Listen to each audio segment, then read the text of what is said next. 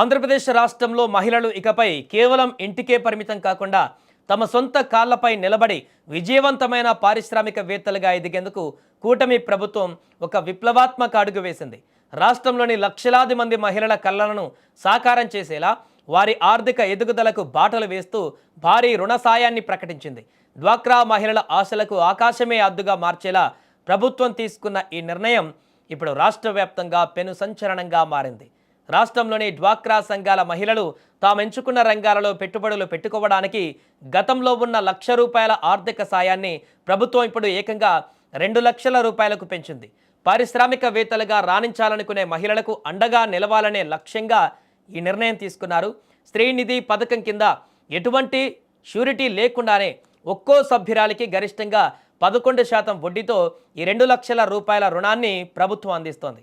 అత్యంత కీలకమైన అంశం ఏమిటంటే ఈ రుణం కోసం దరఖాస్తు చేసుకున్న కేవలం 48 గంటల్లోనే ఆ మొత్తం నేరుగా లబ్ధిదారుల ఖాతాలలో జమ అవుతుంది. 2026-27 ఆర్థిక సంవత్సరంలో దాదాపు 1.5 లక్షల మంది మహిళలను పారిశ్రామికవేత్తలుగా తీర్చిదిద్దాలని ప్రభుత్వం లక్ష్యంగా పెట్టుకుంది. ఇందుకోసం ఏకంగా ₹3,000 కోట్ల భారీ బడ్జెట్ను ప్రభుత్వం కేటాయించింది. ప్రస్తుతం సెర్ఫ్ పరిధిలో రాష్ట్ర వ్యాప్తంగా 8.43 లక్షల సంఘాలు ఉండగా వాటిలో సుమారు 85.75 లక్షల మంది సభ్యులు కొనసాగుతున్నారు. ఇప్పటి వరకు వీరికి స్త్రీనిధి ద్వారా ₹1,00,000 వరకు రుణం లభించేది.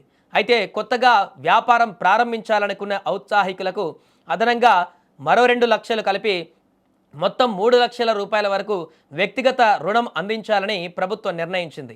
ఈ ప్రయోజనం పొందాలంటే సదరు మహిళ తప్పనిసరిగా డ్వాక్రా సంఘంలో సభ్యురాలై ఉండాలి.